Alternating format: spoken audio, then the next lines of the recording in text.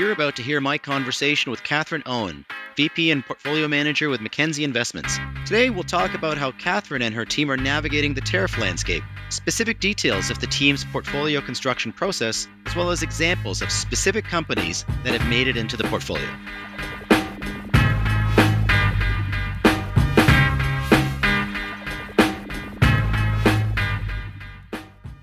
This podcast is for informational purposes only. Information relating to investment approaches or individual investments should not be construed as advice or endorsement. Listeners should seek professional advice for their situation.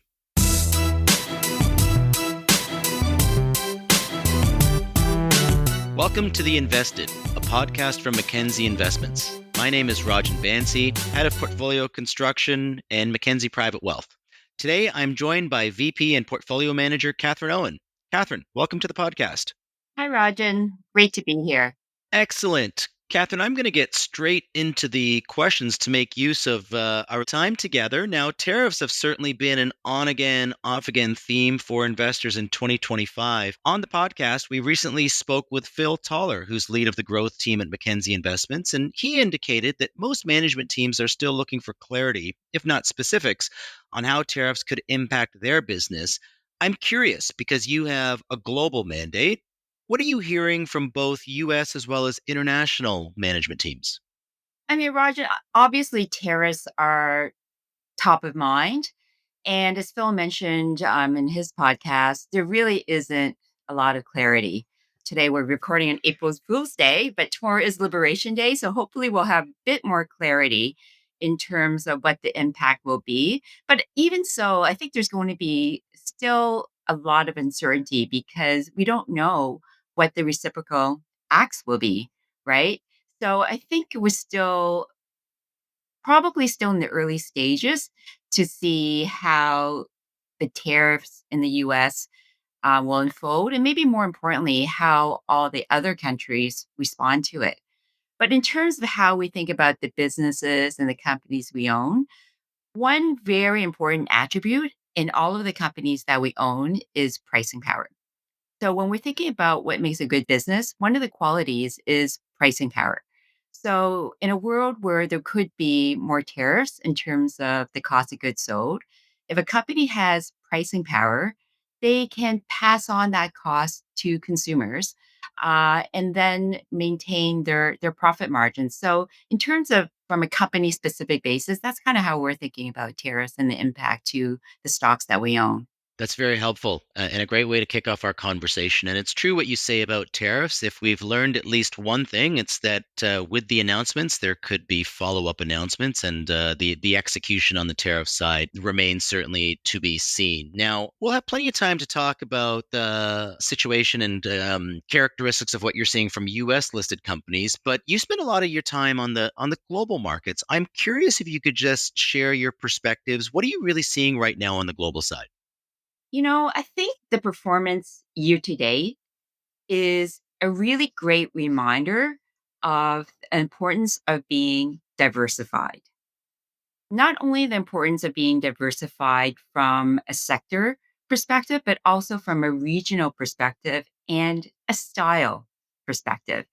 So let me dig into what is one of the more interesting trends year to date is that we've really seen this reversal of performance and outperformance by different sectors, by different countries.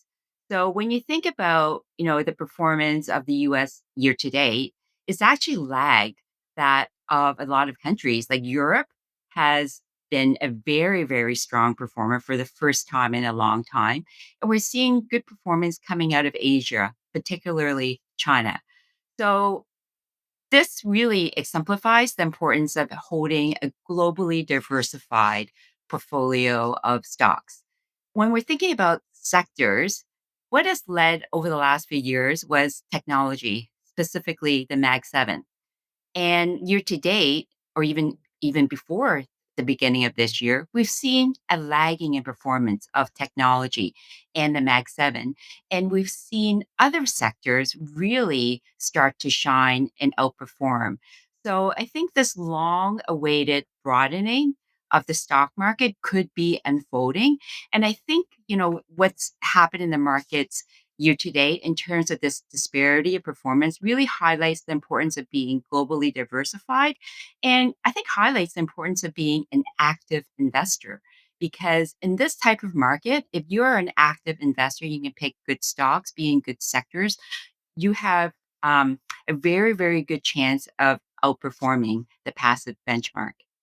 That's excellent, and I am going to use some of our time shortly to start getting into some of those ideas because I know you're very passionate about talking about the idiosyncratic portions of the portfolio. But I just wanted to get back to positioning. Recently we saw in the U.S. some consumer confidence surveys rolling over and increasing chatter about maybe this is the time to get defensive. From a positioning perspective, how have you been thinking about positioning over the last few weeks, if not months? I would say that over the last couple of quarters, we have been shifting the portfolio a little bit more defensively. So, taking profits in stocks that we believe were expensively valued, and then shifting more of the portfolio towards businesses that are more stable, less economically sensitive. Now, to your question on tariffs, like this is why we really don't want to bet on a certain outcome because at the end of the day, like nobody knows nothing, right? We can speculate all we want, but the outcome or even how the stocks will react can be very, very different than what your hypothesis is. If you just think back to the presidential election in the US, I mean, a lot of people, I would say, including us, had in mind what were going to be the winners from our Trump presidency. And I would say that today, a lot of those stocks and a lot of those industries really didn't evolve or perform as well as had hoped because the way that Trump is so far managing his administration, developing policy, um, looks to me like a lot of the positives that we expected in terms of the economic impact could be deferred. Um, some of that is due to tariffs, which could likely have a moderating impact on the US economy. But also, he is really clamping down on government spending. Uh, Liquidity, monetary policy probably will not be as supportive of markets or the economy as during the previous, I would say, decade or 2 decades. So I think this environment that we're or entering into is going to be very different than what we've experienced over the last 5 to 10 years. And we're thinking a lot about that and we're positioning the portfolio accordingly. And part of that is the shift into, I would say, more lowly valued, less expensive stocks, and then shifting into more predictable, more defensive businesses. That's so interesting. Thank you, Catherine. Now, when you and I last spoke, it was as we are completing our 2025 market outlook, which I must say I encourage folks to go back and read because your calls were quite prescient. But when we were speaking, you alluded to how when you looked at consumer confidence in the US, high income earners and those who were wealthy were still spending, and it was being reflected in the performance, the financial metrics of companies that serve those needs. But on the lower income scale, you were seeing clear signs of stress and of trade down. I was just curious, have you seen anything over the last few months that has caused that view to evolve in any way? I would say, there's certainly still a lot of concern regarding the sustainability of spending growth at consumers. I mean, so far, consumers overall are continuing to spend, but if the economy is slowing, if inflation persists, uh, then I would say that rate of growth is certainly going to decelerate. Uh, when we talked about the outlook for the consumer, I mentioned that it was bifurcated, where you had really the lower income demographic really struggling, and the middle of the higher income earners doing well, and like you said, continuing to spend. At this point in time, I am a little bit more worried about that cohort of consumers that were continuing to spend or still continuing to spend, because this is also the cohort that has a lot of the wealth tied up in housing. They can afford to own a home. They can afford to buy stocks.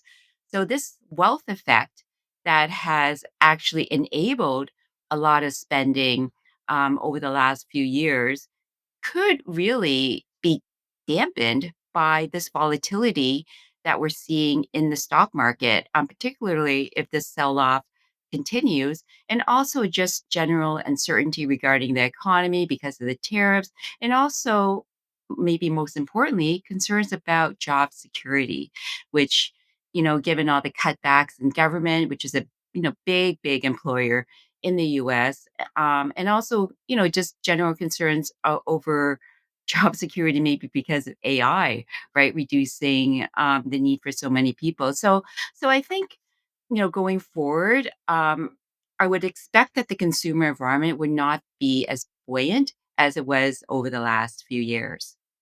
That's very insightful. Thank you, Catherine. It's pretty clear to me that the team has a well-defined investment process. Tariffs obviously don't change anything. What I always find really interesting, and I love talking to you about, is an element of that process is the dividend dream team. I'm sure most of our listeners are going to be familiar with this process, but whether they're familiar with it or not, I'm sure they'd love to hear about it. Talk to us about the dividend dream team and what that really represents in the process. So, when we're thinking about the types of companies that we want to invest in, we really just simply want to invest in the best businesses in the world. So when you're thinking about the global stock market, there's thousands and thousands of companies all over the world. So we want to basically narrow it down to a smaller list of companies that we believe are superior. So these are typically companies that will have better margins, better returns on equity, better free cash flow generation, better balance sheets than the average company in the universe. And we believe that these attributes are really a reflection of the competitive advantages that these companies hold. So, if a company has a strong competitive advantage, then they can generate better profitability, which in turn leads to better cash flow. And when we're thinking about cash flow and how it ties back to stock returns, if you can generate predictable growing cash flow, you can use that cash flow to return capital to shareholders, to reinvest in the business, or pay dividends to investors. And really, that is the crux of what drives long term returns for the stocks that we own as investors, and why we believe that the group of stocks that we can own will outperform the market over time. That's very interesting. I'm just curious from the way that you laid out that process. I have the impression actually that that process could challenge a portfolio manager to be quite open-minded. Correct me if I'm wrong, but I'm assuming you're going to come across names that maybe necessarily don't come top of mind for somebody that thinks about a global dividend mandate. Yes. I mean, I guess, Rajan, you talk to a lot more portfolio managers than I do. Uh, I mean, how many portfolio managers do you come across that would say we don't invest in quality companies, I right? haven't met one yet. Exactly. So I mean, everybody wants to invest in good companies. I mean, I think that's, you know, to us is just risk management, right? If we invest in good companies, then the odds of success are higher. But really, I think what has really contributed to the outperformance of our funds over time is what you just mentioned, which is being open minded, being style agnostic. We don't care if a stock is classified as value or as growth, and just being very flexible in terms of where we invest, what sector we invest, what country we invest, and really just when the facts change, we want to change with the facts and being open minded to investing in a company no matter where it's located.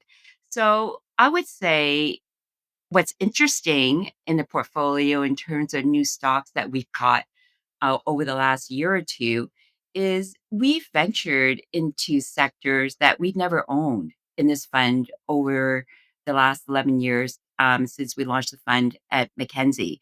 So, Rajan, this is a dividend mandate. We do want to own companies that pay dividends because we think that's a sign of the quality and sustainability of the cash flow generation. But what's interesting is we've actually, until I would say end of 2023, have never owned a utility stock in this portfolio.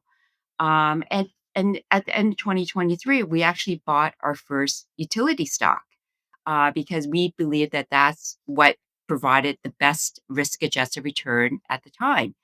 In the last quarter, more recently, we actually bought our first US telecom stock in the fund because that's where we believe the best risk adjusted return lies. So when we're thinking about businesses, I mean, we think about it on an absolute term in terms of what makes a great business, but we also think about it on a relative sense.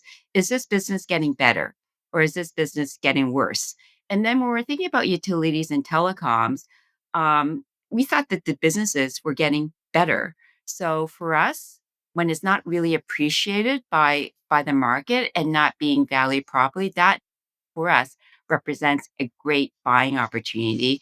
And just looking back at the contributors in the portfolio over the last quarter, year and a half, it's actually been in these more defensive sectors, including utilities and our more recent holding in a U.S. telecom stock. That's so interesting. It seems to me that you have this really robust process that doesn't just help generate ideas, but really helps identify companies with defensible moats. Am I in the right neighborhood? You are, Rajan, because when we're thinking about the moat of a company or why the company is a leader in its industry. Like, we don't want to buy the leaders of the past. I mean, we want to make sure that we are buying the future leaders. So, this is a leader that will continue to sustain its competitive advantage over the next 1 year, 5 years, maybe even over the next many, many decades. So, when we're thinking about competitive advantages, like we're thinking about what attribute does this business have that will protect it from competitors, that will help it stay ahead, that is what will make the business hard to copy or replace. Because when these companies have these advantages, this is what makes the business very long lasting, very endurable. And this is also what we believe will help the company maintain its profitability and leadership over time. So, companies that we've owned in the portfolio for a very long time, we've actually seen their competitive advantage increase over and above in every cycle. So they're getting stronger because they do have the cash flow to reinvest in their existing business, but they also have the cash flow to invest into tangential business to make their legacy businesses even better. So that's really what we think about in terms of quality. Is that really durable competitive advantage that can lead to sustainable cash flow generation? Phenomenal. Catherine, you've really laid out how you have a robust process, style agnostic, flexible. Now you were just talking about companies who are leaders, clear competitive advantage, and ability to stay ahead. You've got my attention. Can you share an example or two and maybe go in to the thesis and the story behind the name? I can. But maybe, Rajan, what I want to actually emphasize is going to my point earlier in that every PM wants to buy quality companies, or I'd say almost every PM. But when we're thinking about the portfolio and the stocks that we own, owning a great business is not enough. I just really want to focus on this point because what we really spend a lot of time thinking about is that balance and diversification in the portfolio.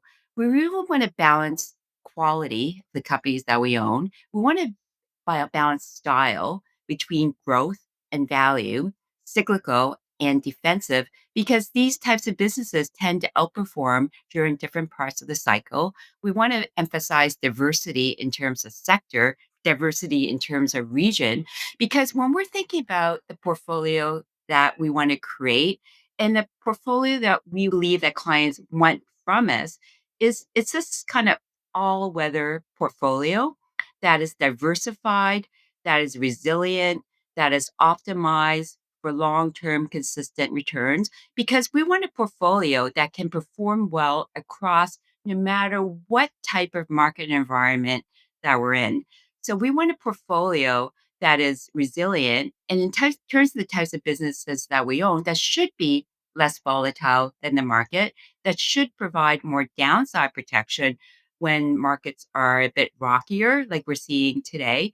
So this is a portfolio that many actually investors have told me that this is a portfolio that they can hold and sleep well at night because it is less volatile and you don't get these huge swings in performance. And when times get a bit rockier, it does provide some downside protection. So this is really what we want to create as portfolio of stocks that can grow along with the global economy, but also protect capital when times get a little bit more rocky. Excellent. Thank you for answering the question that I should have asked, but I did not, because it's better than any question that I did ask. And I think you were still going to share a specific name with us. I am just trying to decide which one because I have so many favorite children in the How portfolio. about a Toshu? It's a story I love. Oh, Itoshu, yes. Itoshu, is a company that is based in Japan. It's a Japanese trading house, as referred to in Japan, or as Westerners can think of it, as a really a global conglomerate. But what makes it somewhat unique is that this is a company that is vertically integrated with a lot of synergies between the different businesses. So I'll tell you what really made us really grasp the significance of that integration and synergies was our recent visit to Tokyo when we actually met with Itoshu and talked to management. And one of the really great things about traveling and visiting managements and going to different companies is you learn things that you wouldn't learn or know about if you simply read a research report or even listened to their earnings calls. It's these little tidbits that really can add a lot of insight into the stock that you own. So one of the things that we wanted to do is just walk around Tokyo, seeing the companies that we own. And I told you um, owns a convenience store chain called Family Mart, and that is one of the largest convenience store chains in Japan. We heard that Family Mart actually has very good food. So a lot of people would go to Family Mart and eat breakfast, eat lunch, maybe even dinner there because they have very, very good warm packaged food. So right before our meeting, we went to Family Mart and our team ordered like chicken teriyaki sushi right from the shelf, and we ate it on the sidewalk right in front of Toshu's office building. And you know what? The food was really good. We knew what the compliments was about, and I thought, okay, check. This company does make good food, so it does attract more traffic into the stores because people will go there for lunch, buy their lunch, and maybe buy us all sorts of other stuff. Now, when we went to the store, another thing that we saw, which I thought was very interesting, because I would never ever think of buying this item in a convenience store, and that was socks, right? Like socks that you wear on your feet. And we thought, wow, that's very interesting. It's actually socks and underwear, like right at the front of the store. So one of the first questions we asked management when we saw them was, hey, like we well, first we said we tried your food. It was really, really good. And then tell us about the socks. Like for us, that's very interesting to see that in a convenience store chain. Like, do you actually sell them? And management said that that was actually one of their most innovative ideas in a long time was to start selling socks and underwear in convenience stores because I wouldn't have known this, but Japanese people actually like to go to the convenience store and buy socks and underwear. And it's been a huge traffic generator for their stores. So a lot of people will go there, buy socks and underwear, and buy all sorts of other things. So it's been a huge success. And what I also learned was that they actually use a lot of the other companies to supply services and products for their convenience store. So the food that Family Mart sells was actually made by another subsidiary at Atoshu. The lighting was actually supplied by another subsidiary. The IT services was supplied by another subsidiary. So it really brought to light the synergies between all of these different businesses and why we think that Itoshu is actually one of the most attractive businesses in the world with that's very very well managed and probably a pretty stable business in terms of selling essentials that people always need. What a great example. Amazing. Thank you. Just one last quick one because every time I use my pass card to enter the office, I think about a name that's in your portfolio. I don't want to share the surprise, but maybe very quickly, one last story as to why some of the best businesses are right in front of our eyes. We just don't know it. That's true. We love these businesses that we relate to. We use probably almost every day. And Rajan, we kind of had fun of this because I asked you if you knew that you use this product every time you entered the office at Mackenzie. And I did not. So, Assa Abloy is the company that we're talking about. It is based in Sweden, and what it does is it makes locks. Right? You think, okay, this is a kind of a boring but steady business, but they make locks and keys. And what is actually interesting about the company is this transition to more digital security systems. So they've transitioned their business into digital locks. So those black boxes that you see when you enter your office building or your hotel room or even at the hospital. And then that pass card, right? So that's what they do. And why that is such a great business is it's created this highly recurring, very profitable earnings driver for them.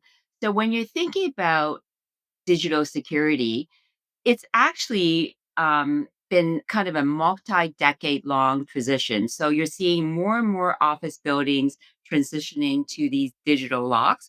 And Assa Abloy is only one of two companies that can provide the service on a global basis. And they're actually the leading provider by far in terms of size. So we think that this company has a huge competitive advantage. They have a new growth driver in terms of digital security.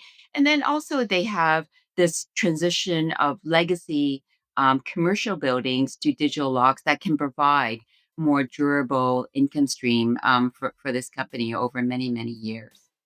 That is just such an amazing example. Thank you, Catherine. And really a great example because it brings our conversation and the entire investment process to life. I think I'm going to end our conversation there. Catherine, thank you so much for joining us. And I'm already looking forward to the next time we have you on the podcast.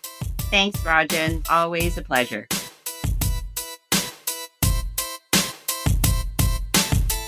The content of this podcast, including facts, views, opinions, and recommendations, is not to be used or construed as investment advice and is not an offer or an invitation to buy or sell any security. The content of this podcast should not be relied upon for any purposes, and Mackenzie Financial Corporation is not responsible for any reliance upon it. This podcast includes forward-looking information that reflects our current expectations or forecasts of future events. Forward-looking information is subject to risks, uncertainties, and assumptions that could cause actual results to differ materially from those expressed herein. Our views are subject to change based on market conditions. Commissions, trailing commissions, management fees, and expenses may all be associated with mutual fund investments and exchange-traded funds. Please read the fund facts and prospectus before investing. The indicated rates of return are historical annual compounded total returns, including changes to unit values and reinvestment of all dividends or distributions, and does not take into account sales, redemptions, distribution, or optional charges or income taxes payable by any security holder that would have reduced returns.